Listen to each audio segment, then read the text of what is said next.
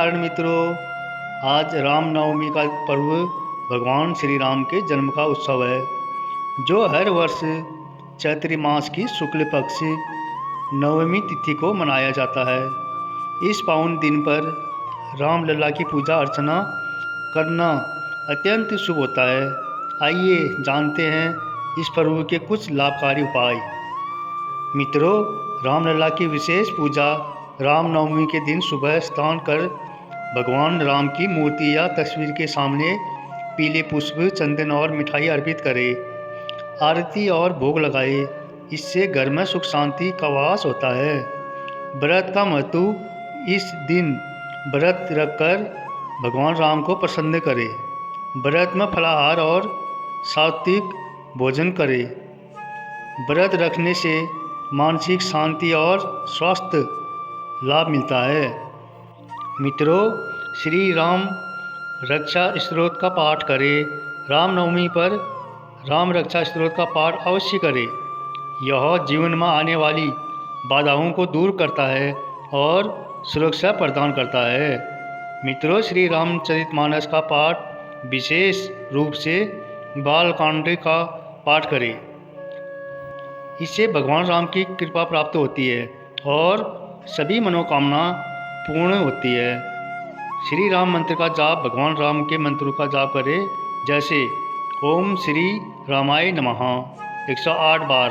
जाप से सकारात्मक ऊर्जा का संचार होता है और जीवन में स्मृति आती है। मित्रों, इस दिन भगवान श्री राम के श्री राम जय जय राम मंत्र का जाप करना अति कल्याणकारी माना गया है। इस मंत्र का कभी भी और कहीं पर भी जाप किया जा सकता है। रामनवमी का पर्व रामायण काल से मनाया जा रहा है। मान्यता है कि इस दिन माँ दुर्गा के साथ श्री राम की विधि विधान से पूजा करने से सभी मनोकामनाएं पूर्ण होती है और हर तरह के कष्टों से छुटकारा मिलता है। श्री रामनवमी पर्व की हार्दिक शुभकामनाएं। जय श्री राम। मित्रों, अब मैं गोस्वामी तुलसीदास की कथा सुनाने जा रहा हूँ। भक्तिमय है, अद्भुत। गोस्वामी तुलसीदास जी के जीवन की यह घटना अत्यंत अद्भुत और प्रेरणादायक है। यह कथा हमें यह महान सत्य सिखाती है कि जब मनुष्य सांसारिक मोह माया से ऊपर उठकर पूर्ण श्रद्धा और समर्पण भाव से ईश्वर की शरण ले लेता है, तब स्वयं भगवान को भी उसके समीप आना पड़ता है।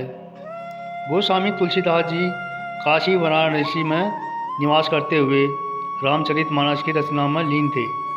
उनकी कीर्ति दिन प्रतिदिन चारों दिशाओं में फैल रही थी। वे प्रतिदिन गंगा स्नान के उपरांत शेष बचे पवित्र जल को एक पुराने सूखे वृक्ष की जड़ों में अर्पित कर दिया करते थे।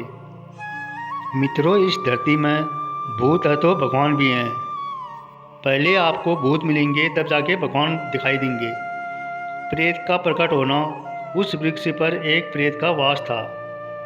तुलसीदास जी द्वारा प्रतिदिन जल अर्पित किए जाने से वह तृप्त हो गया। एक दिन वह प्रेत प्रकट होकर बोला, तुलसीदास, तुम्हारी सेवा में मैं अत्यंत प्रसन्न हूँ। जो चाहो वर मांग लो। तुलसीदास जी ने निडर होकर उत्तर दिया, मुझे कुछ नहीं चाहिए, केवल श्री राम के दर्शन करा दो। प्रेत ने हाथ जोड़ते हुए कहा, महाराज, यह मेरे सामर्थ्य से परे है, किंतु मैं आपको मार्ग अवश्य बता सकता हूँ। जब मंदिर में कथा होती है, तब अंत में एक कोढ़ी गंदे वस्त्रों में सबसे पीछे बैठता है। वही स्वयं हनुमान जी हैं। उनसे निवेदन कीजिए, वही आपका प्रभु श्री राम तक पहुंचा देंगे। अगले दिन कथा समाप्त होने पर तुलसीदास जी ने उस कोढ़ी के चरण पकड़ लिए। उसी क्षण हनुमान जी ने अपना वास्तविक स्वरूप प्रकट किया। तुलसीदास जी की व्याकुल भक्ति देखकर उन्होंने कहा, तुलसीदास, तुम्हें चित्रकूट के घाट पर प्रभु के दर्शन होंगे। वह अनुपम क्षण, चंदन घिसे तिलक देत रघुवीर तुलसीदास जी चित्रकूट पहुँचे और घाट पर बैठकर चंदन घिसने लगे। तभी दो अत्यंत सुंदर बालक घोड़े पर सवार होकर वहां आए और बोले, बाबा हमें तिलक लगा दीजिए। उनकी दिव्य छवि में तुलसीदास जी ऐसे खो गए कि पहचान न सके। ये स्वयं श्री राम और लक्ष्मण हैं। हनुमान जी ने देखा कि तुलसीदास जी पुनः चूक रहे हैं, तो उन्होंने तोते का रूप धारण कर यह प्रसिद्ध दोहा उच्चारित किया। चित्रकूट के घाट पर बही संतन की भीड़, तुलसीदास चंदन घिसे, तिलक देत रघुवीर। दोहा सुनते ही तुलसीदास जी को बोध हो गया कि उनके समक्ष साक्षात भगवान खड़े हैं। वे भाव विभोर हो गए। अब प्रभु श्री राम मुस्कुराए, उनके हाथ से चंदन लिया, स्वयं को तिलक लगाया और फिर तुलसीदास जी के मस्तक पर भी तिलक कर दिया। जब तक तुलसीदास जी पूर्ण रूप से संभल पाते, प्रभु अंतर्ध्यान हो चुके थे, किंतु उनके मस्तक पर लगा चंदन का तिलक इस दिव्य मिलन का साक्षी बन गया। यह कथा बताती है कि भगवान सदा हमारे निकट होते हैं, बस हमारी दृष्टि को पहचान की आवश्यकता होती है।